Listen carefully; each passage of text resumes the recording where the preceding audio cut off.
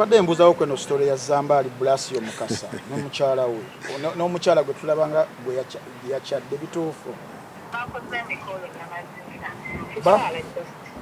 bakoze omukolo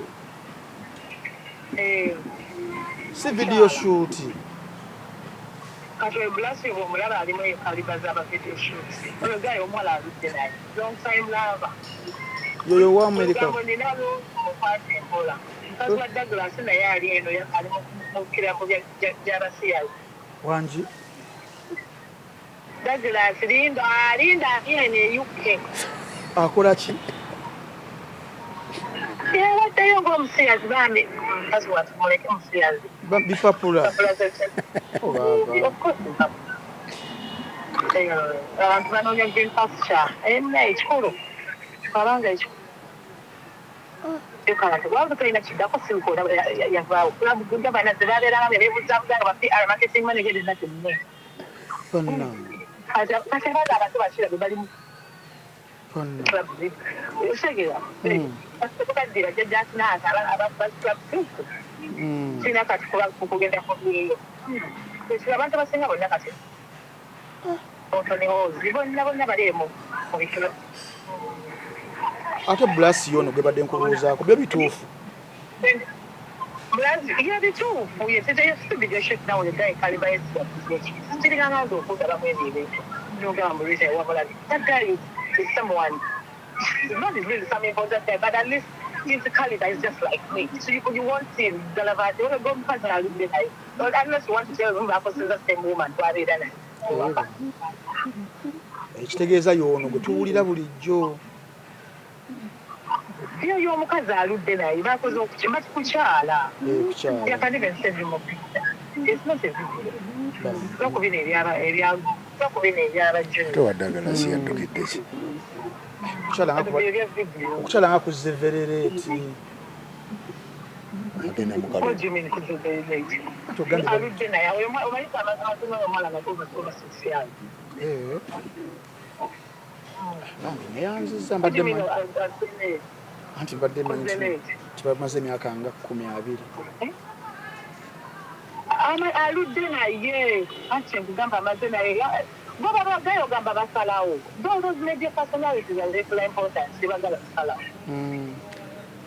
basalawo bwebintineti mukati gwekulaba nakyo kiryawo kigenda kusooka kiwezaana anamuetaano nga nakyo kigenda kitandika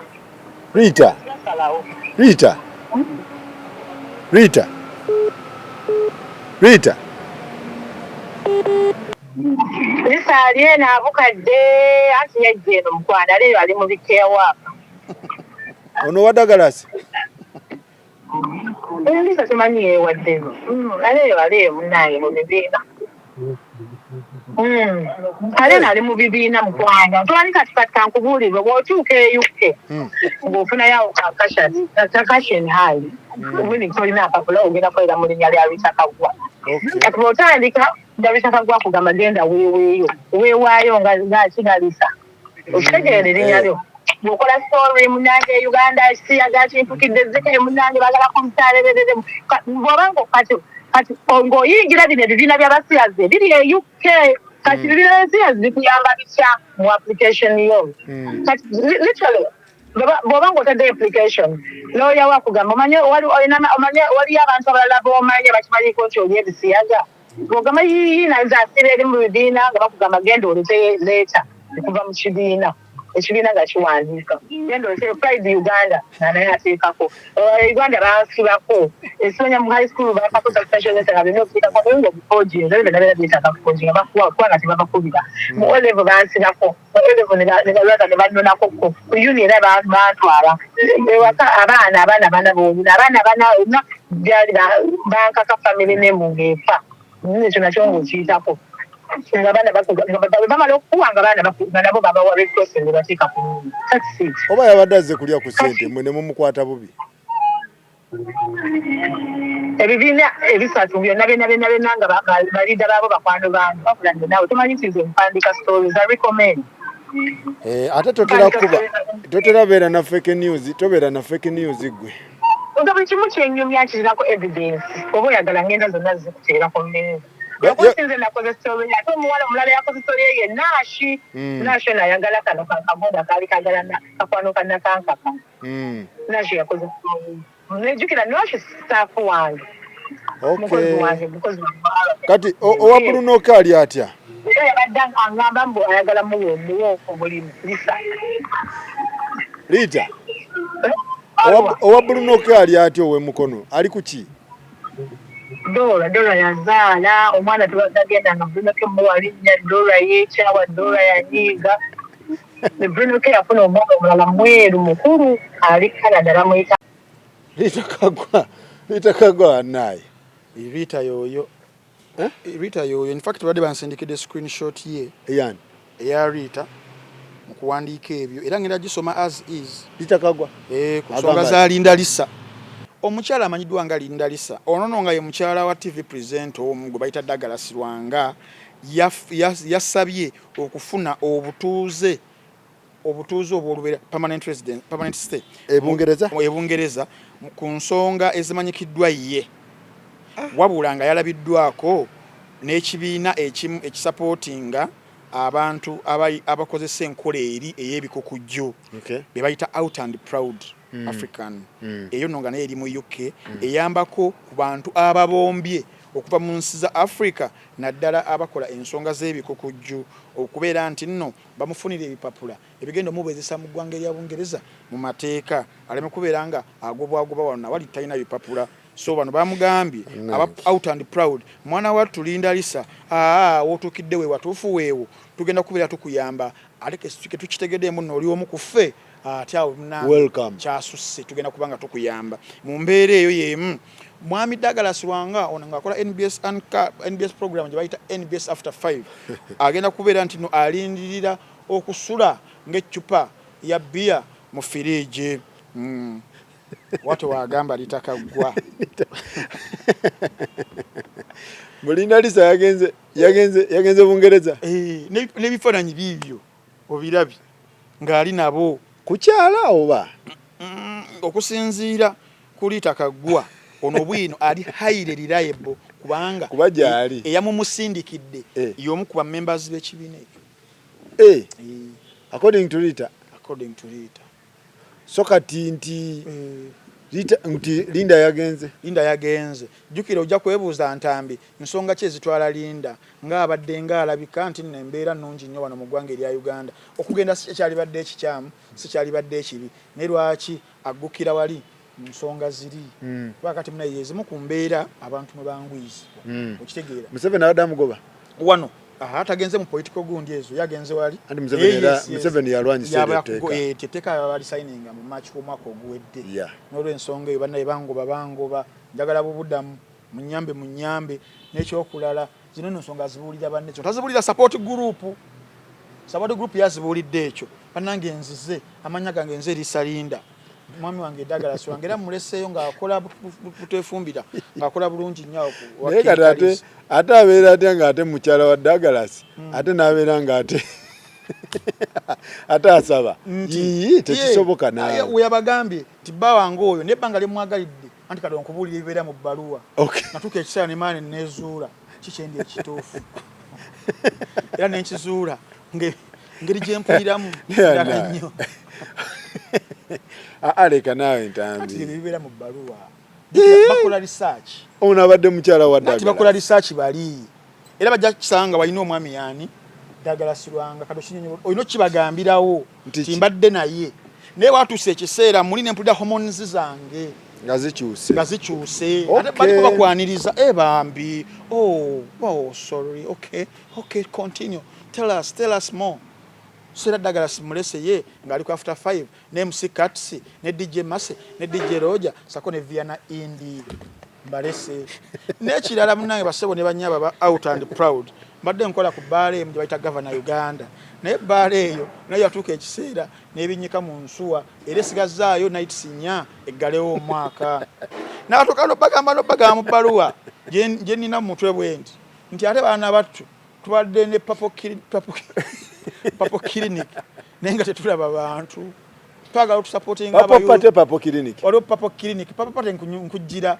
asoka kubagamba Papo Clinic an initiative empowering abavubuka okubaskiringa n'emirimu gy'omu mukono. Ne munange basebo ne banyala proud. Tetuyinaayo wadde muntu yali azze myezi gine 3 egiyise. Embeera ngambi nnyo. Ate munete tukomye kooko. Tutegesa ne Papo Pate gundi zona tuwa. Naye yasembayo yali embalala yatusala tulina mabanja nitakali afere kyotera twalitunda kakati basebo ne banyawo aba proud and out and proud munyambe nzenzize ekyo sibye ebikuru bane muna kyempulira mulinga pulira ngenderera ddala munyambe kubanga ndi omukummwe lisa si muzadde bonto bagana noba uli muzadde Kastotuke chisera time X nga olina kyowulira. Hey, come. How do you feel? Now I feel like you guys. Okay. Eyo litakagwa ya bileta. Kuba yali UK. Ali UK buteyo. Ya bileta. Wagamba. Era saawa zino musajja wange Daglous wanga. Asulanga chupa ya bia mu fridge. Bunyogovu bokka. Tekisoboka. Kati oyegase ku moti Salvador. Lisa tasobola kudduka. Tasobola kudduka ono gwe. Ekifana. Howai. Ono gwe. Ononze. Yono. Atani. Tekisoboka. Ono dola wa Brunoke. Dola Brunoke soko omuleke bakyaganya omuwa erinnya omwana. Ndo.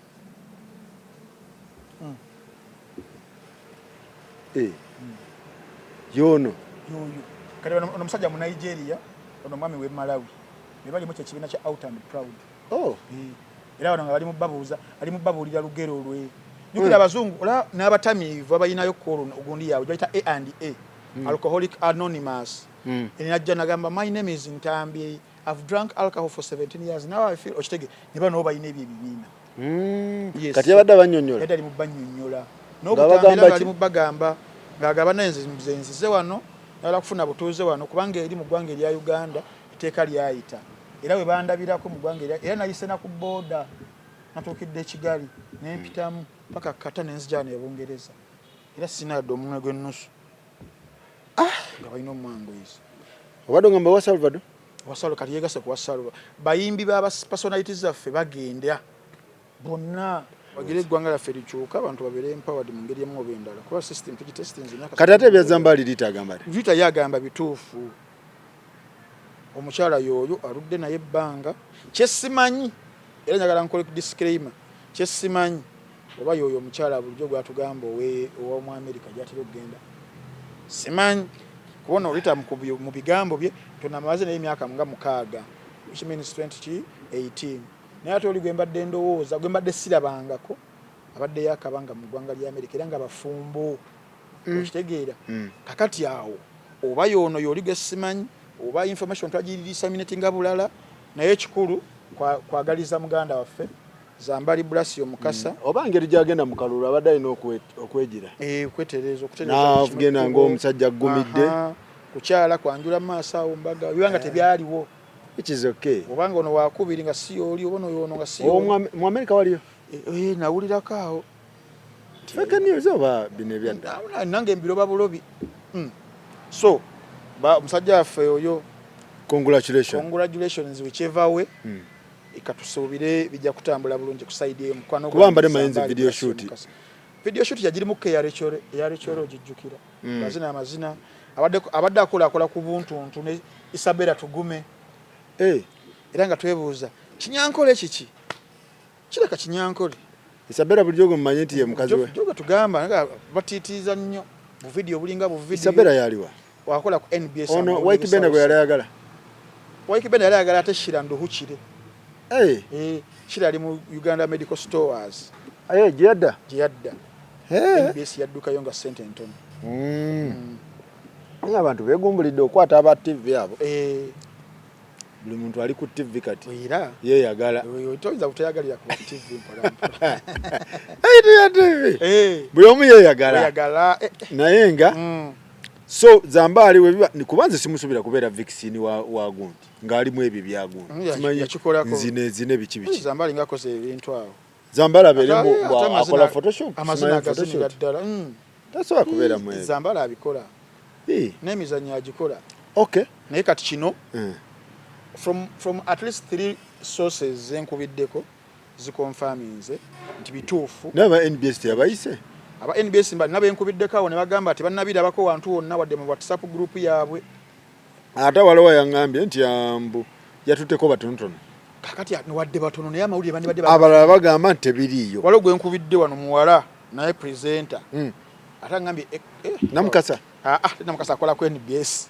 alema yokubidde namukasa ono muwala obageshu wife ono muwala mula bano ba NBS muwala mweru mulungi kubiddeko naga ntambi sina kyemmanyi nenga engeri gy'akyogeramu engeri gy'akyogeramu mulimu ne ku busungu sina kyemmanyi ntambi sina kyemmanyi ono omweru omuwanvu nengamba yii ne toni eyo nga lwaki ogamba tolina kyomanyi lwaki ojja ebiyengeyenge tewetaga buuza bawala wetaga buuza basajja era bintu bya Zambali owankubire tugume yennyini ani kanale sabera muleke kanale yategera wenakubira kanale ku nsonga zina daga you guys just leave me alone the other time you said me and Sasha we are no longer together now you are asking me about a colleague I cannot spell out anything in fact I'm in the USA from covering the presidential elections tajja kunzira okay wankubire kagwanjala kubira mentor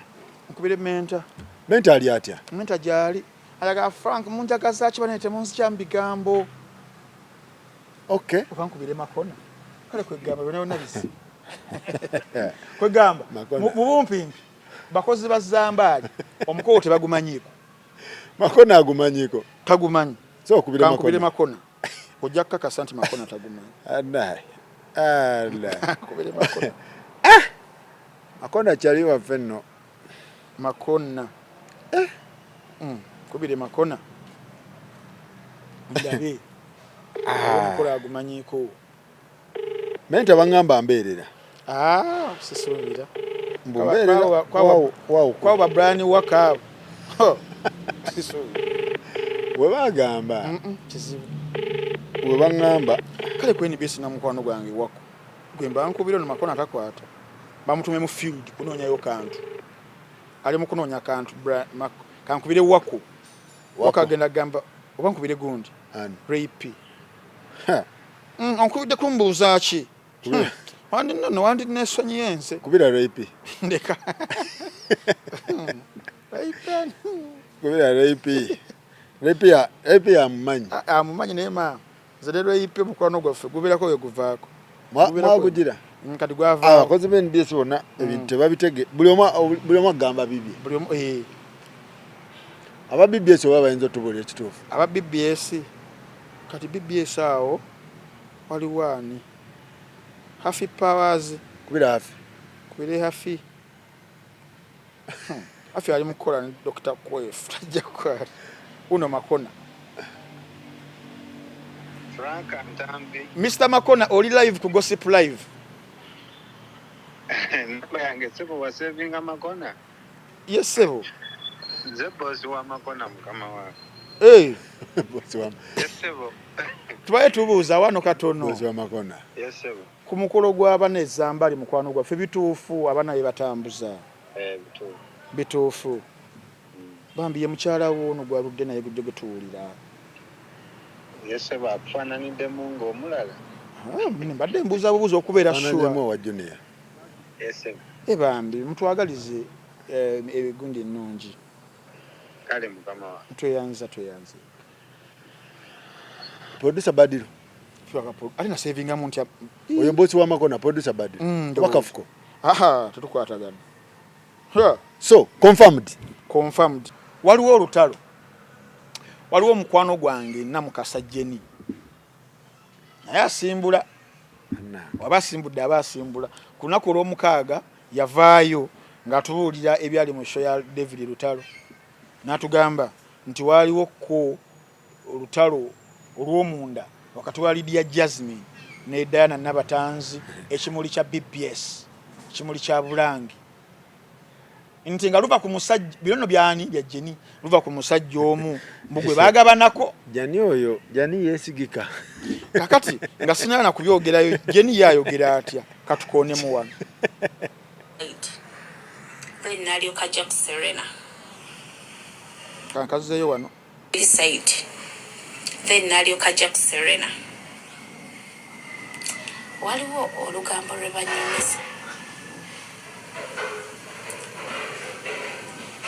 waliwo olugambo lwe banyumiza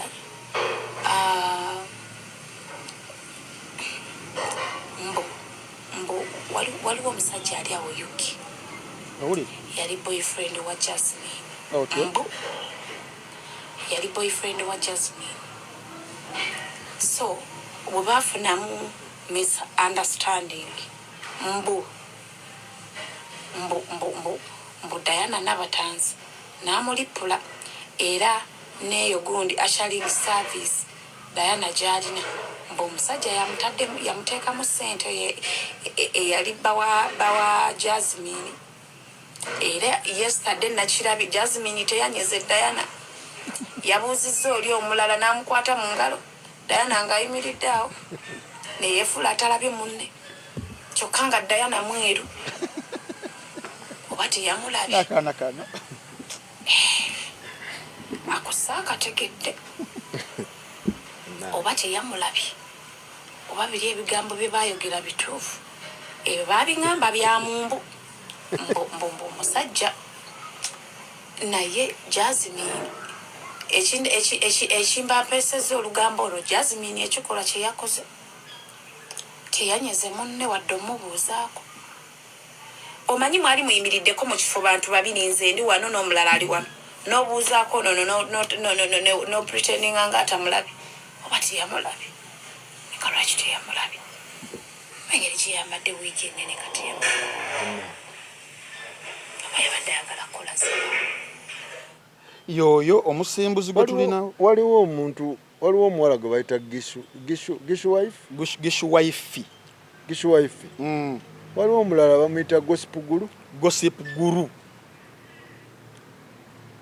bajjawo olugambo abo ne Namukasa why nze nange mbalaba bulabi abaana balina olugambo Namukasa agamba atya Namukasa yagamba mu bigambo bye nti Jazmine ne Nabatanzi kabwanango nsonga za musajja era omusajja oyo mbu yakolera Diana Nabatanzi asharing service Namukasa watu bayogera mu bigambo bye era mbu besanga awo ku ya lutalo kataba eyole ekigo nga betunulira kyamuli kyasalambwa lya nsenke omusajja aberawa abera London awo byani bya Namukasa ekirungi nsonga zo besanze ku ya lutalo Namukasa ne gundi Nabatanzi ne Nabawanuka LJ owaffe ne bebuuzako okusinziira ku Namukasa mbu tebeebuuzizza nako wadde kyokka mbu ate Nabatanzi mweru gwe Jazmine omuddugavu toyinza butalaba Nabatanzi mweru bigambo byani bya Namukasa ne Namukasa osala ekigambo gwobaddeyo kyekyabaddeyo nabaddeyo ku ya lutalo kyekyabaddeyo kye nasoose nabadde nakatuuka bwendi amaaso gangudde kuna Nabawanuka ne Nabatanzi nga bali mukuwa akafumito ninzijeyo simu nenkuba ekifa nenkuba video mukama wange yini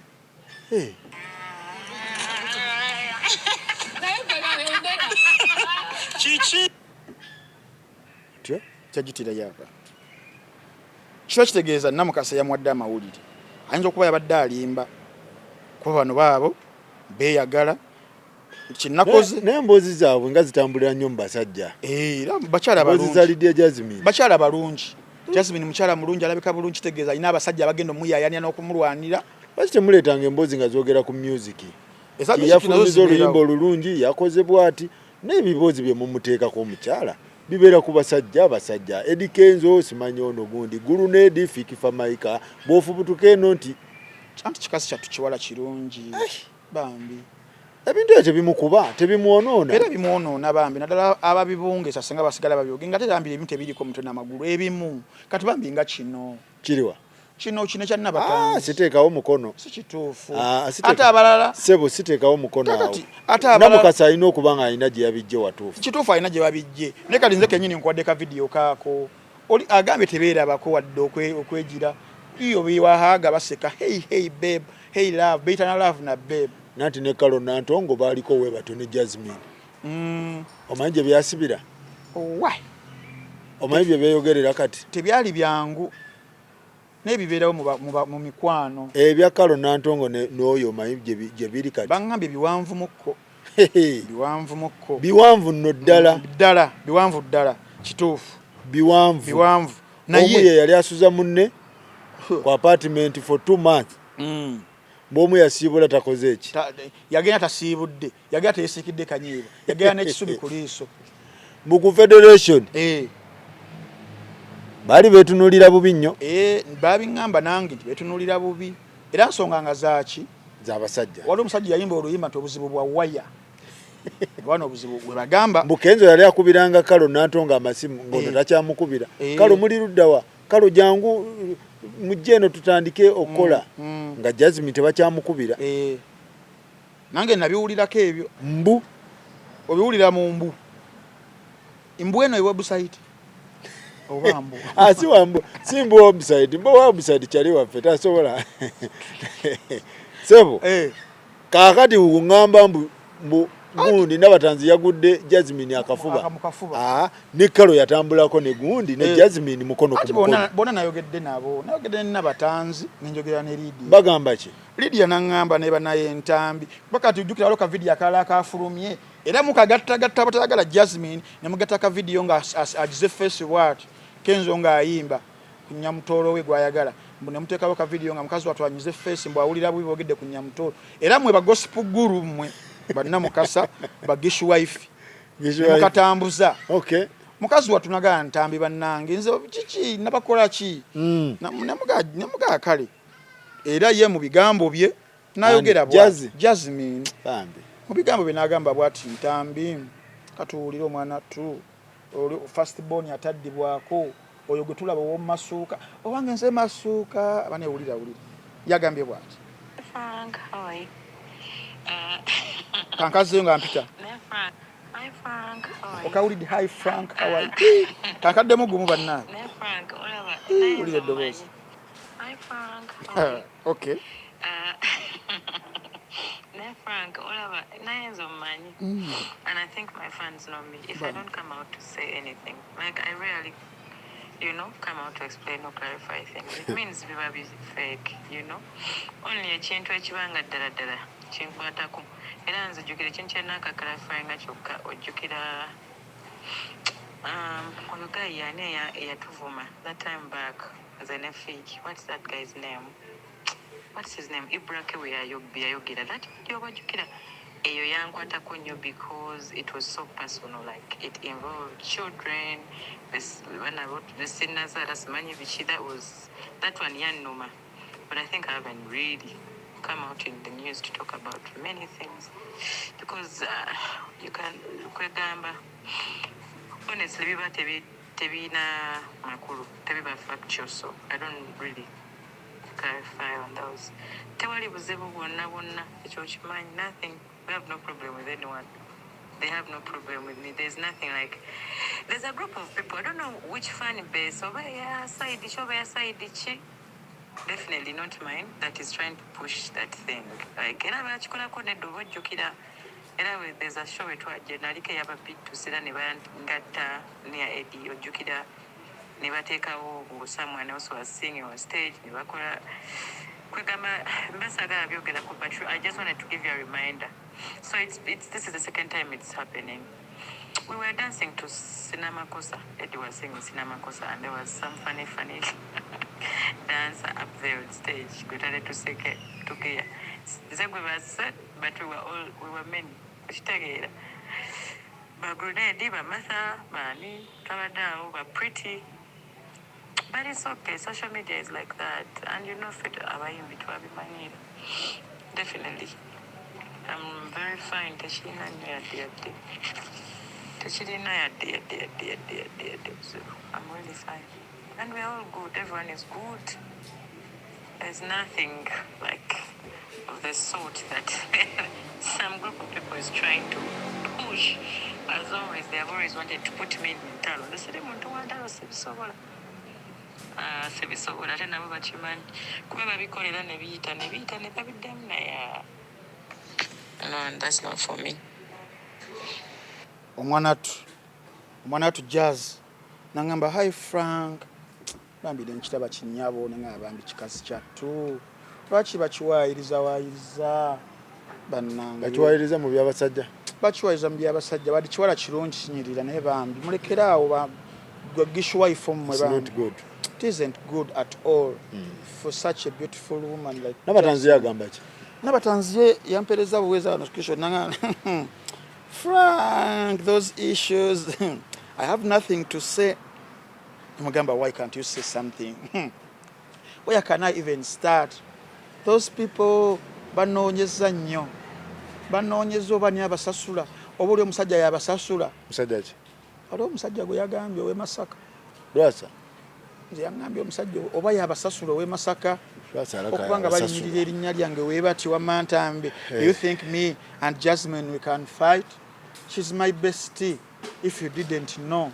Mbagamba, yes, I can see you are indeed besties. But best friend woyo golaba mugira mutijja muti omwesiganyo naye kali kwata kubaawo muli bawulira nenka muyimbira naseka. Nenda Batanzi ayambako Jasmine ku show okugula kutunda table. Yes. Yoyo. I think bali okay. Bamukwano nnyo. Era ne because kati ye Nabatanzi ayina that ushering Agenze. Era gunjangede kwa omusajja we London yagimukolera. Simanyi butuufu bwakyo ebyo benna mukasa ne Yoweri. the fact eriwo Yoweri ushering Agenze. Okay. Era ku buli kivule ky'amaanyi yayambako ba organizers okufuna ku ba big men. Big chief yabaleta. Nabatanzi tayinza kujja mu office yo n'ogana okugula table. Anyirira linga kinya. Alina n'emiswejja green egimuvaamu giti. Ne Jasmine anyirira. Abawala abalungi ababiri basobola obeera wamu. Kizibu. Ntambi. Kizibu. Naye abantu babeera nnyo ate wamu nnyo era we beesanze hi darling. Abawala abalungi tebasobola beera friends ever.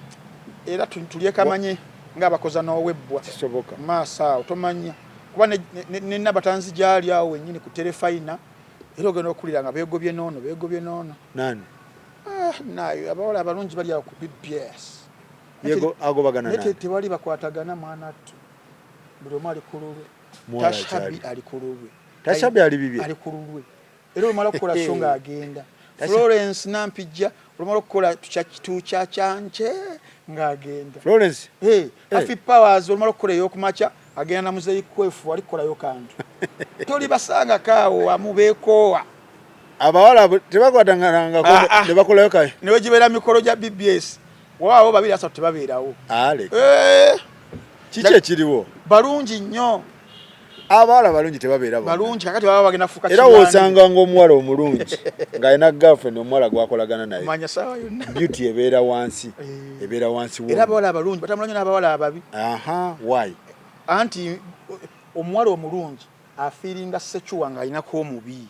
Wabeerawo omulungi munne. Wabeerawo competition yawo.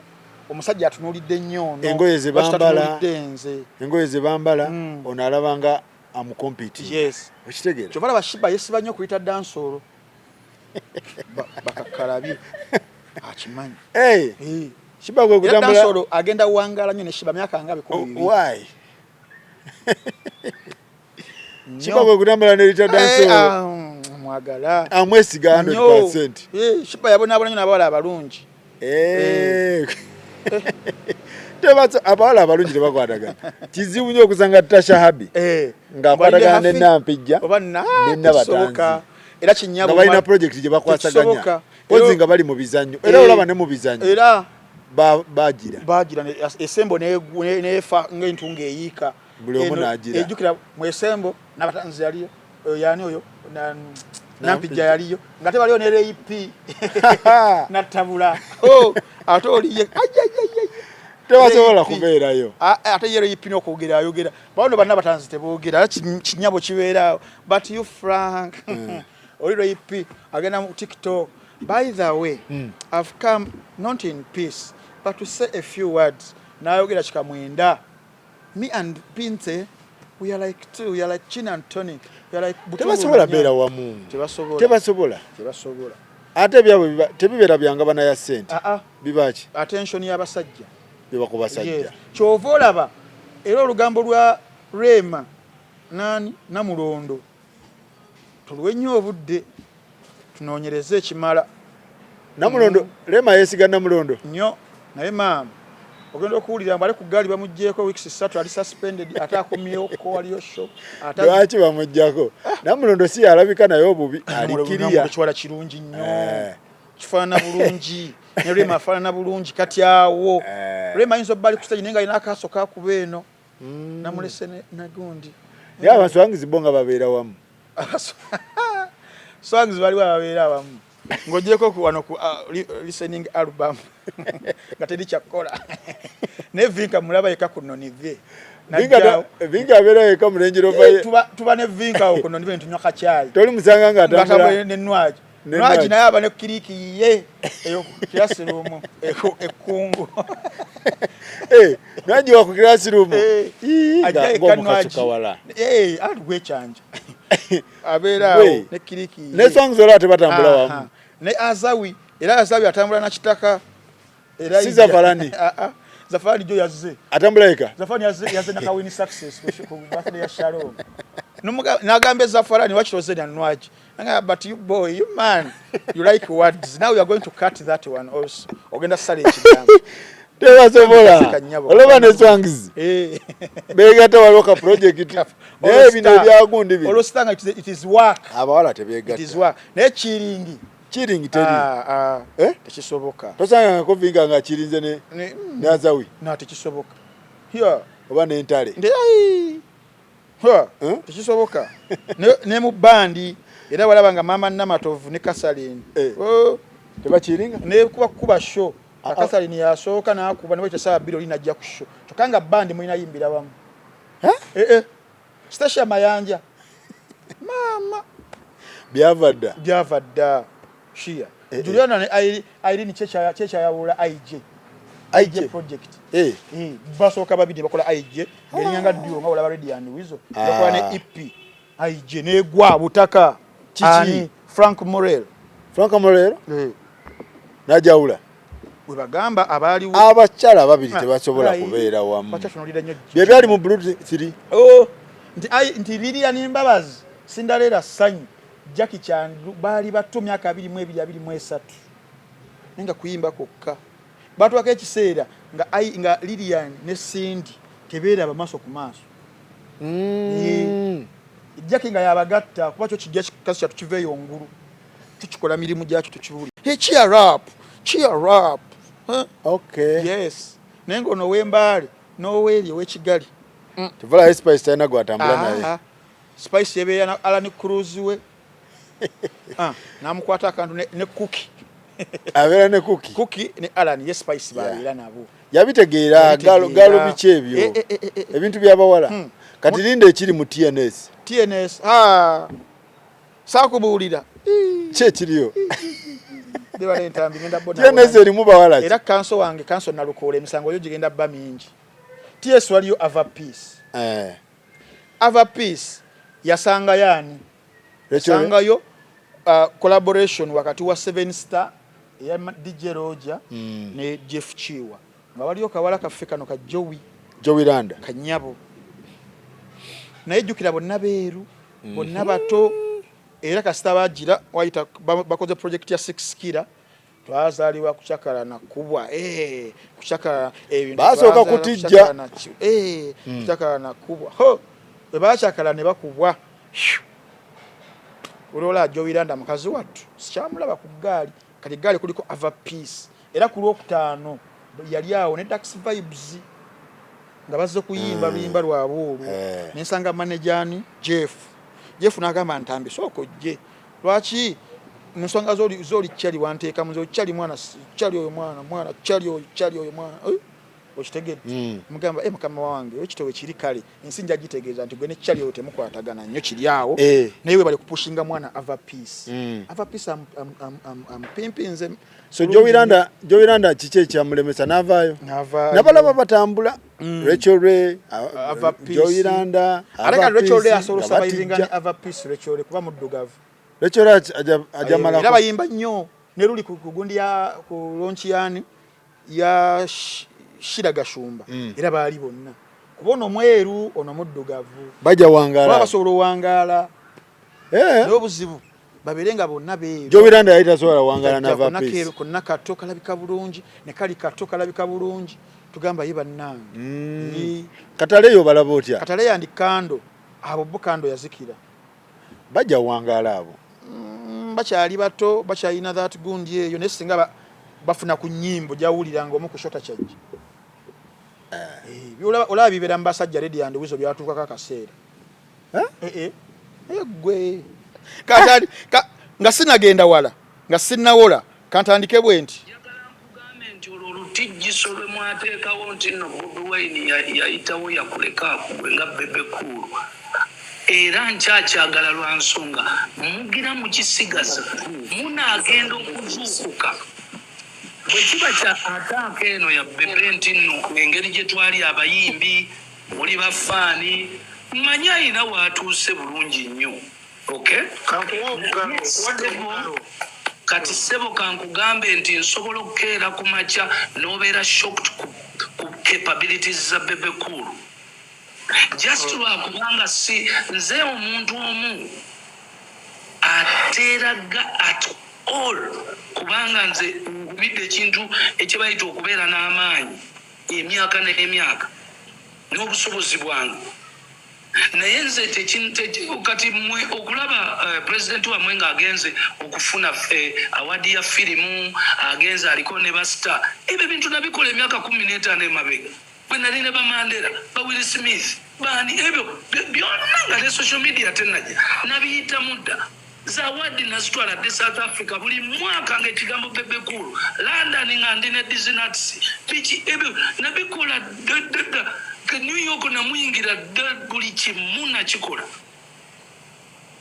ebintu ebyo tebirina mugaso eri mboozi eno gye tulina oba nayitawo oba saayitawo oba Bobi yayitawo kaakati nze nyinza kubuuza ekyo ekibuuzo kiri against Bebe-Bobi oba against abannayuganda kuba ensonga ye gy'olina okusapootinga y'abannayuganda mukuyitako kwe ayambye atya abaana abali mukomera ekyabadde ekibuuzo kye ekyasooka kubanga okufuna amadika ya negotiatinga ne gavumenti okufuna amadika ate yalina na level 1 nze nina level 3 etambuliramu omukulembeze yenna abazze kuva mu nsi yonna golooza baministers tebalimu mu Uganda golooza abantu abakabi tebali mu Uganda lwaki tebazirina golooza anti mwali muli mukubiri ebyekitombo simanyi sente kati era oyagala nze ebike oba ntambule nga nziiwa mu kkubo nga wenjiwa wenninnya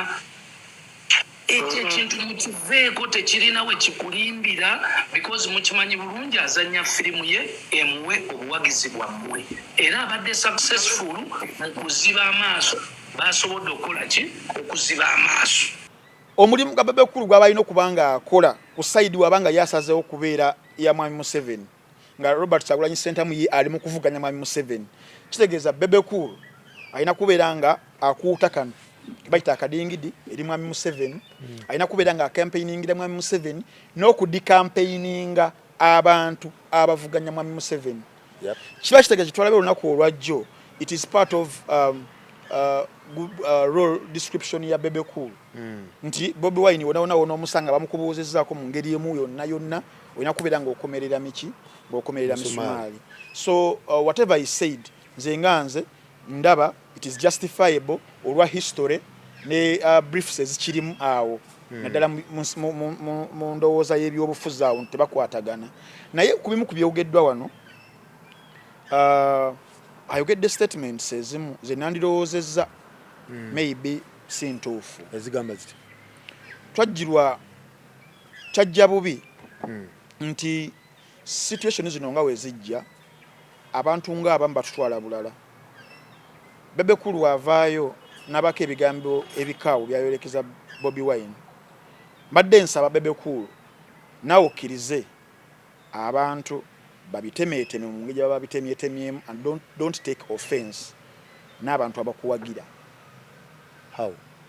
Omulundi ogwasembayo Bebe-Cool said the same words. It was I think this year somewhere about. Nenvaayo and I debunked them with some facts. Nagenda okuddamu okuwulira nga amasimu gankubirwa. Okitegeera. Oba wali omuvuma? Sivuma. Kizibu nnyo okukozesa ebigambo ebivuma. Ntemaatema butemeetema ensonga n'okuleeta amazima mu ggo n'endowooza yange nga yo. And I hope they'll take the same course. Ekisookera ddala ekya awards. Bebe-Cool ayogera n'agamba nti pulezidenti wammwe oyo agenda ebweru w'eggwanga n'afuna awards za firimu. Ezo awards nabifunaafuna dda nga ndi ne ba Mandela, ndi ne ba Will Smith. Nengamba zaali awards kyezo.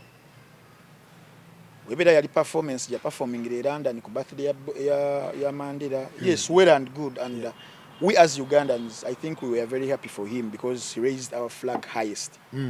Era kikyali mu bitabo. Tukyaniriza. And I believe the same if any other Ugandan gets a nod at any other award ceremony. Like for example, Robert Kyagulanyi Center mu Bobi Wine, People's President documentary. Webera nga yafuna nod mu Oscar Awards ezisinga amaanyi mu film. Any other Uganda natalina mutima mubi yali badde musanyufu nnyo olw'ekyo for Uganda ng'ensi obanga ddala ogyagaliza. But on the contrary ekibi nti documentary yagendayo yali ya byabufuzi ekuba Bebe-Cool gwakola ki gwawagira so tekyamulabinga mu the right way. Wabula ebya awards ki ekikulu nti Bebe-Cool waba yawangula awards ezatugamba zesitegera bulungi ze yawangula ezo bazabadde nga jjawangula. Ekiba kisinga obukulu nti ekya Robert Kyagulanyi Center mu ekyenjawulo ekikirimu ekyenjawulo kiri about the people. Abantu abamukkiririzaamu olwa challenges bayitamu mu Uganda. Okitegeera. So ekyokubiri Bebe-Cool ayogeddeko ku kya Bobi Wine yafuna Hamad vehicle nga amaze okuba nga afuna nga negotiating ne Mwami Museveni. We would want Mr. Bebe-Cool okuyamba bannayuganda okubabuulira the kind of negotiation eyaweesa Bobi Wine emmotoka. Bakkaanya kuki nti bakkaanya nti no Robert Kyagulanyi Center akole ki ekitali mu mukolebwako nti tukuwadde emmotoka yiino bino nabyo togenda kubeera ng'obikola kubanga mu kugimuwa period we bagimuwera paka kati tutunuulira ebifo esinze Bobi Wine n'abantu be abaana abasibiddwa makomera ebbanga eddene lwe babaddeyo abayitirivu ennyo okitegeera injustices ezikoledda ku Bobi Wine n'ab'ekibiina kye n'ekibiina okutwalizaamu ebibaddewo. So what did they negotiate about ekyo in return okiraba ekyokubiri era ayogedde ku ky'abaana abasibe n'agamba nti lwaki Bobi Wine oba gyagenda ayambye etya abaana abasibiddwa. Waki tuyita victims mentality etugiddeko nnyo abantu abamu abalina endowooza ng'eya Mwami Bebe-Cool nti singa Farouk tubeera ku seeti kuno n'onkuba oluyi mbeera victim. Abantu abalabye akatambi kano ng'onkuba oluyi singa badda ku nze gw'okubya oluyi ne badda ku nze okunkubamu tooki ne baleka gwankubye wabeerawo obuzibu. Kikyotegeeza nti wabeera nga basiba abaana bavundidde makomera waliwo omuntu avunaanyizibwa kubasiba.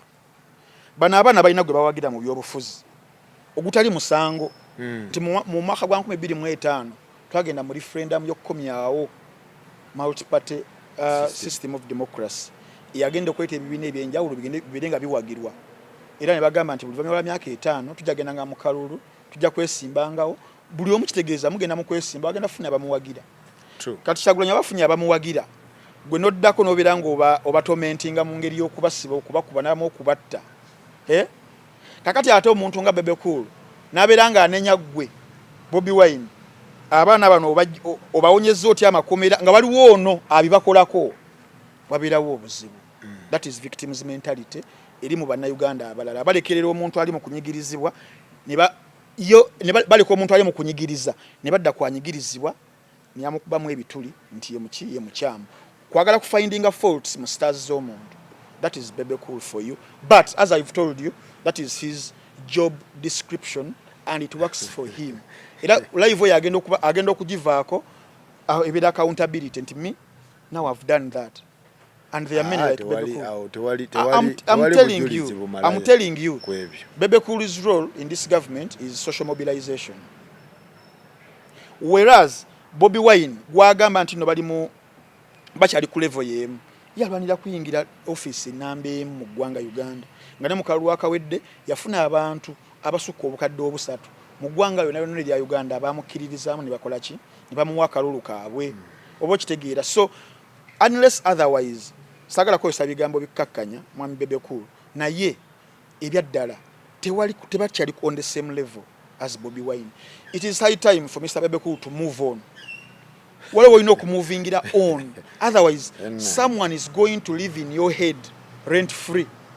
But the big size is still big. Very. Big size is big. Bebe-Cool is big, yes. But then Bobi Wine is bigger. In terms of what okebere sawa zino. No okebera no gamba kati minzani yino. Bebe-Cool achali artist. Bebe-Cool waba yerinanyize ebyobufuzi. Okay. Akuta kadingidi. Yes, akamwami Museveni. Whereas Bobi Wine ye alwanisa mwami Museveni. That is the difference. Nanti ona alichiringa ne Museveni. Kituufu, but kulevo chi. Ayogera naye. Kulevo chi. Okay. Yes, because biri mu level. Mwami Museveni ayogera n'abantu bayitirivu nnyo. Banji, balaba, banji. Naye ku level chi. Ono ali mukubera nga avuganya. Gwokuutira akadingidi ekyo kiraga ekintu kya wabeerawo omuntu tuli bagagga babiri ku kyalo nenga baliwo ate akwatira ensawo okitegeera kakati awo tosobola kugamba gwe akwatira ensawo nti oli ku level yemu nono omuntu akompitinga n'omugaggawo awo Bebe-Cool muganda wange ndowooza wakiruuzingira. Yes wa amaanyi, he is big size. Awards tugambye yes tewali buzibu. Yali ne Mandela ne ba Will Smith n'abalala ba Jason Derulo New York yona gyagenze. In fact kibeera kyabwewusanze entambi okugenda mu chip talk wemba discussinga Bobi Wine ne mukakkanya ku trips za Agenze kwa awards zali mu kubanga afuna nomination zali mu kubanga afuna bakiringa nabo kuba naye akiringa ne ba big boys abanene abamalayo nekijja unfair of me okumukakkanya nga ndeeta abo bakiringa nabo nemba ku cause enkulu gyaliko eyokununula Uganda eri mu buwambe sawa zino. Ndoza tuveye eyo. Tewali buzibu. Daddy Andre Aisam Edikenzo ki egali. Lugayo. Kati kansuke kuzanyire Daddy Andre. Daddy Andre ataisamu Kenzo. Kati kankuzanyire nga sinagenda Bebe-Cool kubanga amuddamu. Daddy Andre ali ku level ya Kenzo. Why? Nze mzee yonna kati kankuli president yonna jali nze ne wampa advisor mpugana. Why? Because Saga advisor, me I'll take him what we call a proposal that will help the community. Zemberenga afuna omusara because ogenda kumpita advisor encha mberenga nkabanga bakusasira motoka bagitwala bada. We've seen, let's learn from the experience, yeah. Let's not be kiddish. Banaye tuve mu bintu ebyokweyita bu title position ngebeddala tobiri. But just oli kozesa nti nze the presidential advisor. Who's the president? For the UNMF advisor. It is not senior president. It could be the youth president. Because we also have the president of the youth. Bana yamulekirao otusumbwa notumanyira.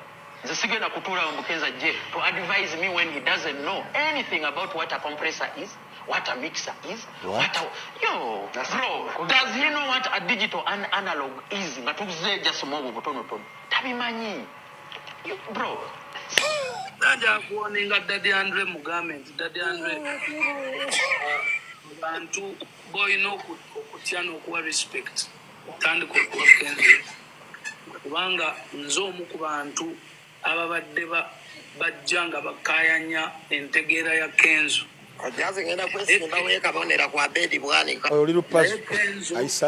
Azze akola ebintu byempola. Njagala nkuwabule nti nno ekyokulondebwa okubeera special presidential advisor si bigambo byebyo by'okutuula ku TV show. Obadde oyogera Andre ng'omugamba nti alina ku advisinga president. Mbadde njala nkubuuza ekibuuzo. Gwe wayingidde Home Office ya Eddie Kenzo n'okebera amabaluwa n'olaba nga temuliimu bintu bya advisinga president, okujjako okwagala okutandikira bannammwe entalo buli kiseera mubalabise bubi. Gwani agambye nti Eddie Kenzo ali mu kusaba ssente. Ye ne bw'aba asaba ssente gw'omanya otya mu mabaluwa 10 aga advice ey'essente erimu emu. Waliwo abayimbi kye basobola okukola nga tekyetaaga support ya government. Sectors endala zonna nga zifuna government support financial. Lwaki mmwe eyaffe sector temwagala efune financial support? Bwe muba temumanyi ku reasoning out, don't sit on those interviews. Nasanze Eddie Kenzo mu office emu eri high level ng'agenze ku meeting one of the first people. Nange gwe nadde ngenze oku meeting. Ng'empapula zaatutezenkananga file number. Ebintu byagenda okukola Eddie Kenzo tagenda kusooka kubannyonnyola. Yes. Mwe bambi mujika kapu ngenda kusaba industry tugende mu direction eno kino ekyamateeka muzeyi kyayimirira wano kyakoma wano kubira ku gundi one asooka abannyonnyole then agende wa president am advising. No. Mulekera okufuula abantu abasiru mbu naawe ovuddeyo after a long time you're giving an opinion. An opinion which one? If the president saw you better, go for the advisor. Yes. Mulekera okufuula as if working with the president is a crime. Go to hell. Hey. Just because you don't have an opportunity. Mwe mu failings okureasoning obulungi. Abantu okubeera ku TV okulaba nti naye gundi ono alina byansa.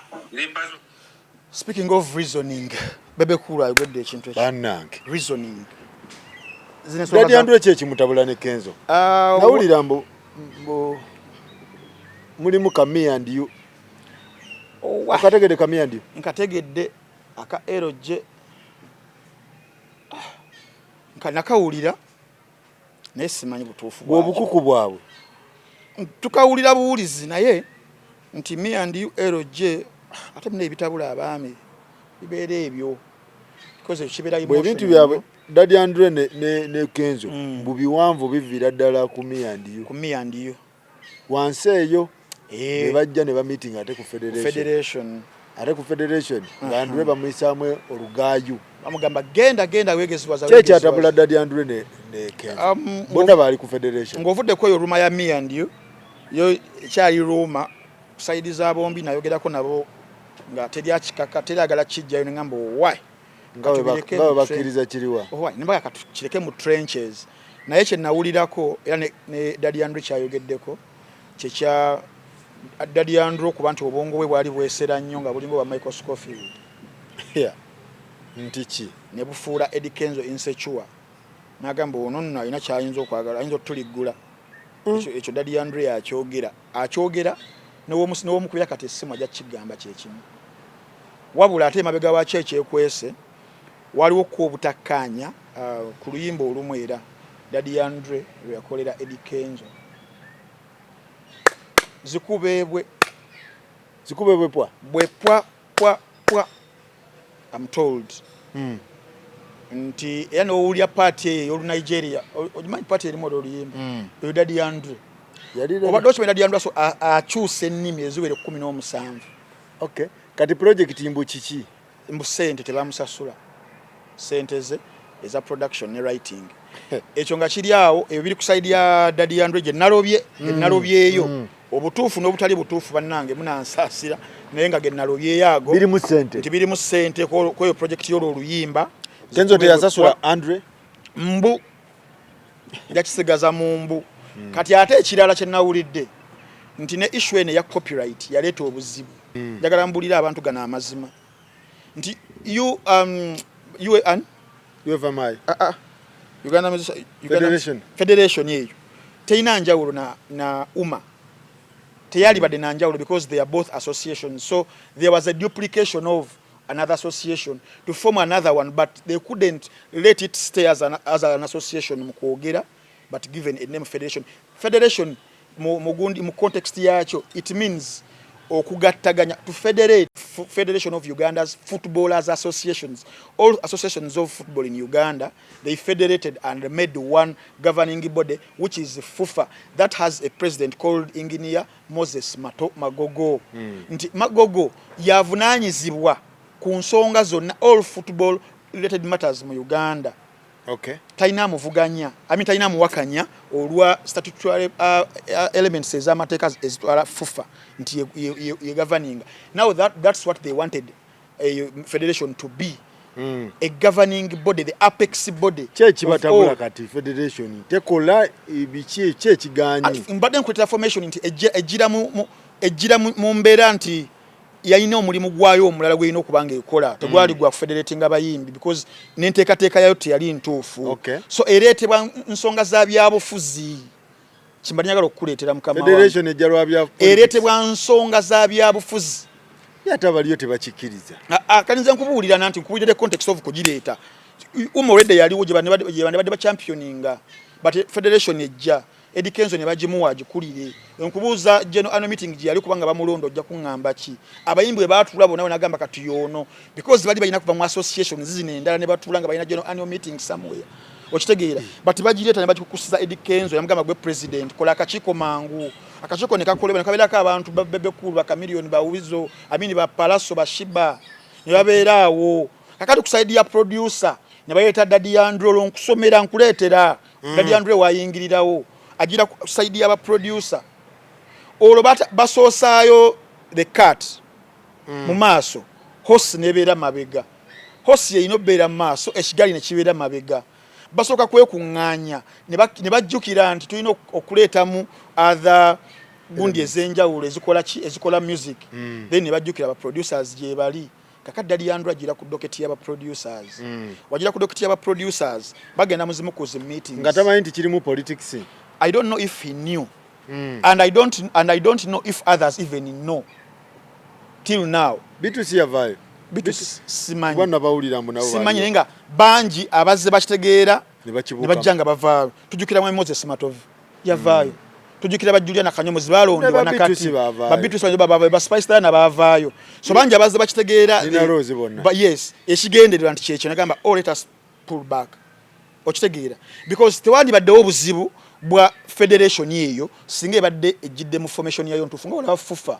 Everyone supports FUFA. Everyone supports FUBA ya basketball, boxing ya muhanji, the federation UBF. Okitegeera ne federation tebali badde na buzibu lwaki eno bagirwana nnyo because ekigendererwa kyayo kirala kugamba baba bikke subi kati la kyekiva ku Eddie Kenzo okulondebwa nga senior presidential advisor bongera okumuwa ku bitiibwa okumulevelinga up because balina kye bamwagala nti abakuŋŋaanyiriza abayimbi bano babayeko bye babayamba mu social so cha president wa federation kyali tekimumala kyayinza obanga kyali tekimumala because waliwo abantu abagezi bantu abagenda okugamba nti ekyo kiguumaza ng'ente erinaanye wali kwe kumwelevatinga era bayinza okuba bakyamwelevatinga singa nabalina obusobozi obulala because the intention was kubayamba ku industry neyaki eya art anti Uncle Bebe yes point yeri one nti Daddy Andre akirize Kenzo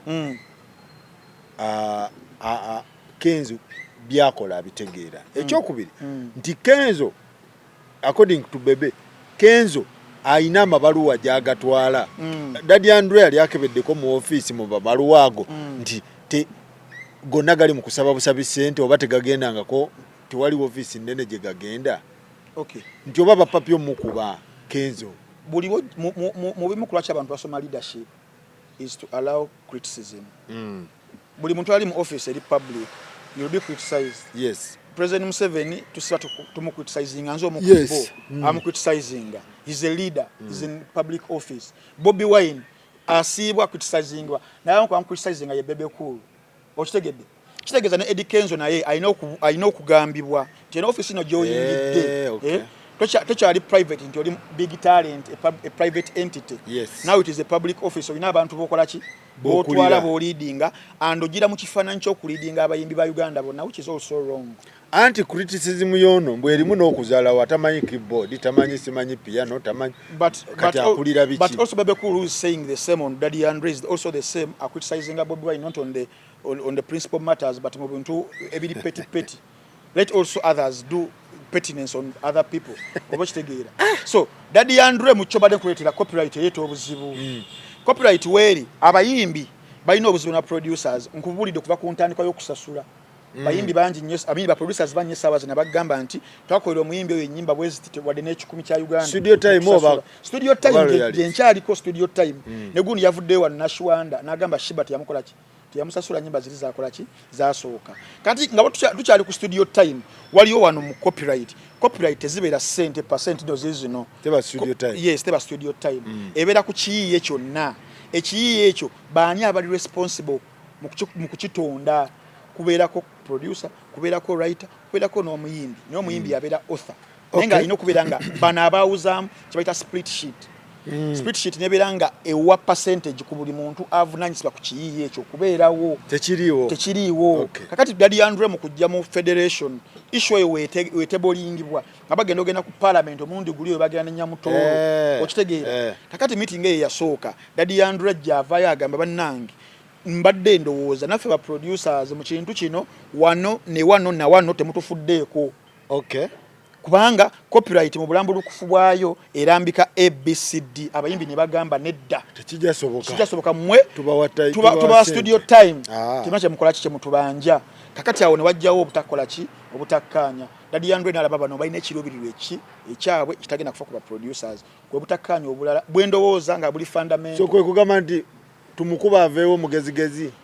Ne bagamba ono ajja na kubuusa abalala abuuza ebibuuzo bingi atekamu amagezi mangi. Mbadde mayi balwanirira copyright ebizingiramu byonna. Yes, yandibadde ebizingiramu ebyo byonna naye jjukira wano mu amendments mwe musalawo ekiba kiyita musobola okugamba kubanga eri copyright endala nga weeri split sheet ekola ki ebeerawo producer kati no munongoosereza mulina okuwala page per page someone asobola okukusaamu page eliminating our producers nti bo bajja kukomanga ku studio time andra bireeta babitunulemuko bano bagamba nedda bagamba nedda ono musajja yeegeziwaza nnyo problem eri ludda wa problem eyo muwafuna share nti kati baba yimbi tebakyagala bo balaba nti babeera bapenze emirundi meka mirundi ebiri bo bagala producer abakwadde sente zo studio time yawukana ne gundi anti bo baba bagala mba nkuwadde nga gwe producer bye olimba yotandika okukola nze mbere nga nzaalo kamamu royalty fees nedda okitegeera kakati awo buzibu obw'amaanyi bwenda banze obuli very fundamental obwalina okubanga akimanyi ali exposed nedda okubeera exposed n'okubeera nga okimanyi kyanjawulo ku kiruubirirwa ky'omuntu kituufu ne kyanjawulo gwe ku kiruubirirwa kyo towards oba okitegeera ebintu ebisinga wano ggwanga Uganda batunyaze mateeka nga gava mu parliament awo nga bakunyagira mu kati kitegeeza abaproducer bali tebakiriimu ekintu tebakiriimu naye nga ate omulimu gutandikira ne badijja ojjukira babafunako baddukayo okitegeera so ekintu kya muganda waffe Eddie Kenzo first of all ensibambi edirya mutere bakisiba bubi mu kutandika bagadde okukitereeza wano then bakkirize criticism ebeerewo muganda wange Eddie Kenzo amugezi gemuwa yasigale nga running race ye paka wanakola ki wanagigusa webera Bebe-Cool alina kyayogedde n'agamba nti sagala mufuule bantu nti okukolera mu M7 it's a crime it isn't a crime era ne Eddie Kenzo bamugamba nti akolera mu M7 si crime sagala taking offense kubanga otudda ku creation ya federation nga yonkubulira nti there was already UMA then they duplicated UMA into a federation but where they didn't federate with an association no genda mateeka no genda wali mu act of parliament yenyini ye creating a FUFA through Uganda Uganda National Sports Council waggulu wa okitegeera ebino yaba Eddie Kenzo byali badde n'abeera president w'abayimbi ba Uganda ng'ayina ali backed up by etteeka not the association so bw'obeera mu position ey'okulembera abantu criticism eri negative n'eri positive egenda kujja newe ebeerezze togenda kwokyanju Kenzo tanyiiga mu kino ekintu niwaba anyiize mu leadership that ebyo bigenda kujjiramu Eddie Kenzo bibeerawo ddala just gwe kozesa action proving it ono Kenzo ogundi Andre mufu Ntambi mufu nze kikino kati era relationships zifusa relationships sawo bali awo eno junior tamale obufumba abuddukamu sawa yonna amangu ago era yagenda okubera the shortest marriage ever namulabye abagundi ku live Bruno ke babaddewa babaddawo kyanjaawo yagambye nti omukazi atusa omutuntuza nebanga lyakabeera netakirabangako waawo oyo omuwala ate mwamugjeewa omuwala taatawe mu Belgium taatawe abeera Belgium eyo balina ssente era be babasizza junior taatawe Belgium muyimbi muki omuwala ye muyimbi ayagala kasanyalaze amwagala byalaavu naye mbw amufuga bubi junior agamba bamufuga bubi nze ngenda kuddukayo Ntambi mujje munzijeyo junior jamunoonyaako abikubuulira ebyo era yagambye olwokunawe lutuukira wati divorce papers agenda basutembala oyabe abikooye kyemanyira bulamu obwo ewooli omuwala yaddukayo yali ani tasha ye yamugoba ano tasha yali ajja kwagala mwana oyo ne junior ntayagalika wabuvuyo nnyo tasha namusangako wa junior nga afumba bulungi ne kati ono junior expecting omwala okubewaka ali ne bakkalo nantongo kulayi ana nayo ne muganda wa junior naye nga yabadde Bridget yafumbirwa ndowooza simanyi bulungi temumuteeka mu dormitory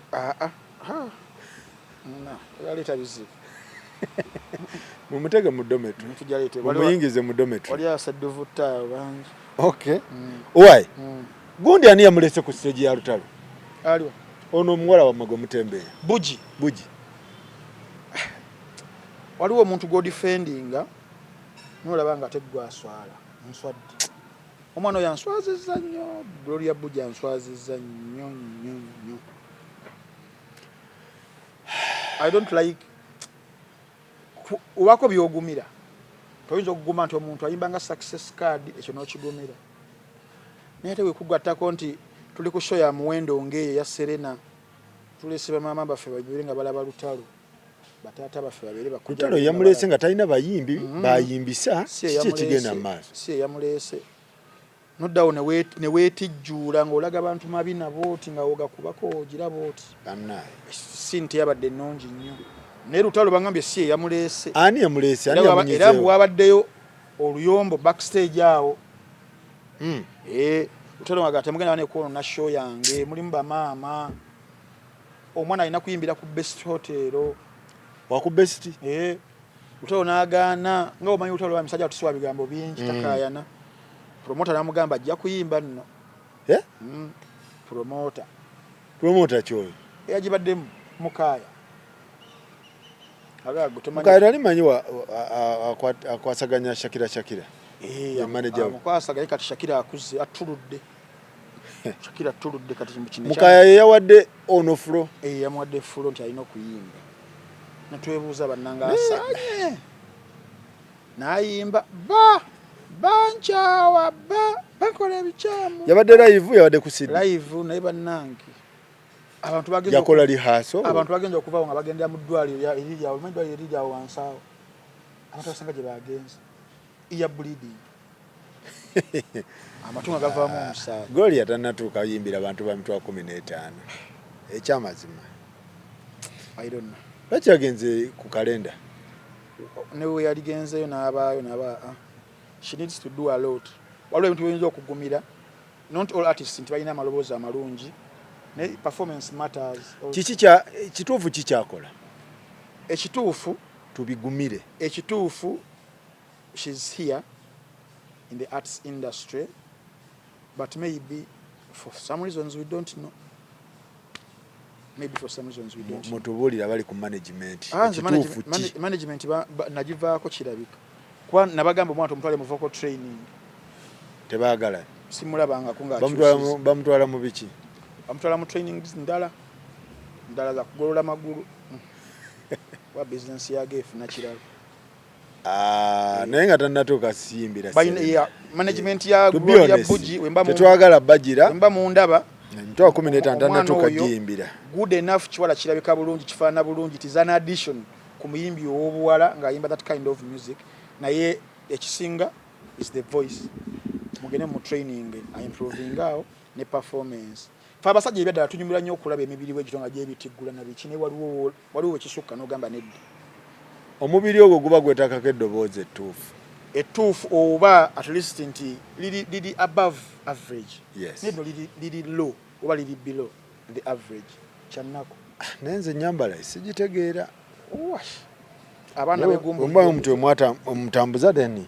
Begumbulidde omuzaba wala b'ennaku zino okwambala so, naye nga mukulikeyo mu weekend yes. Ababadde wakabako mukulikeyo bagambe kabako yafunye naye ku bantu yafunye yes yafunye okusinga 10 years yes yafunye abantu akikubide 10 years kabako wa 2014 mujjukira 14 nafuna hit ye ne shiba ne fake famike 2014 in fact oba nanfuka yasoka no soka nanfuka azagatiriza musajja watu kabako bambi 10 years of kabako then 15 years of Lutalo on the other hand Lutalo ali ku 15 yali ku 15 Lutalo kapapala 28 okay yes so bwe kitambula muganda wa all right kulikeyo mu birthday ya Sharon twavuddeyo wabadde ebikonge ebyenjawulo nalabye ate waliwo abadajizala wambu yabaddeko balloon 3 simanyi biki mwategese biki neŋŋamba yasooka akole ye tukompeyaringe yabadde ayogera akosoka akole ye tukompeyaringe ne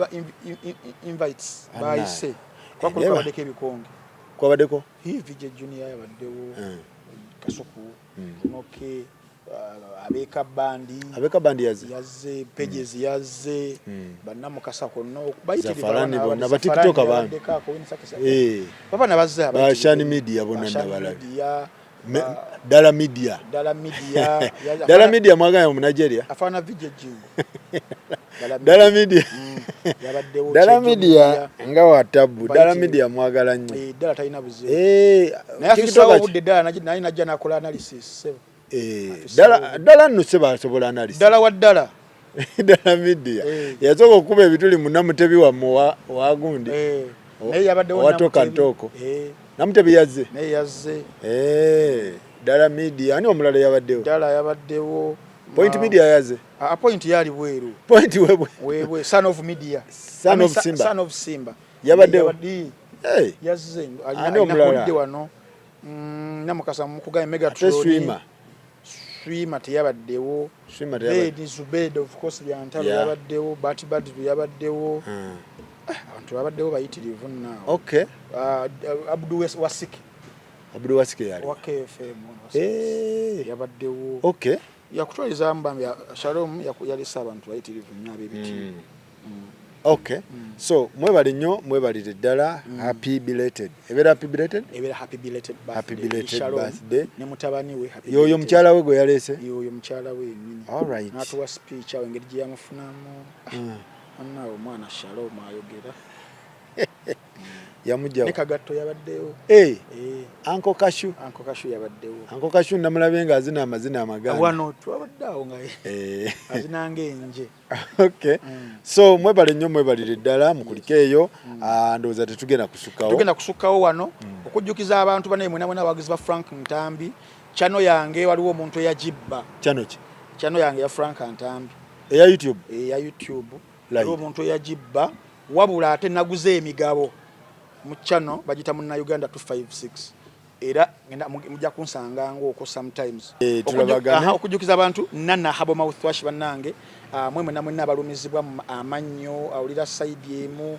amannyo gavaamu omusaayi akamwa kawunya bubi ene discomfort mukamwa oba kumannyo banange kozesa nana habo mouthwash yakakasibwa abanafa aba National Drug Authority bamwekenenya ne balabanga atuse ku mutindo okubera nga awonya abantu endwadde ezikwatagana ku mannyo so mufune ku drug shops ku supermarkets ne pharmacies mu ggwanga Uganda nammwe abali abiri w'eggwanga musobola okubanga mumutumira nana habo mouthwash nembera nga musavinga akasente akayitibwa kayinza ogenda ku mannyo singa gabeera galwadde saako n'ogenda mu gye batunda ebintu by'Abannayuganda eyo e Bulaaya buli w'owulira muno batundeyo ky'Abannayuganda gendayo obere ngo obuza nana habo mouthwash bajja kwera bamukuwa n'abasembereyo ddala yabanafa abamu no watch bo bagamba nti no e platform eyajja okubeera ng'ekuwonya olugendo lw'oyinza okugenda mu town bakuguze kapa mu kutiya oyagala firimu ya Schwarzenegger bakuwadde mariachi ku munno waachi ba VJs ba Uganda bonna abantu abapatana boogerera firimu zira buli VJ alina katalogu ye eza VJ junior zigenda mitwalo 8 ziri omu eza jingo zigenda mitwalo 7 ziri omu ISP Emmy Uliyo Sami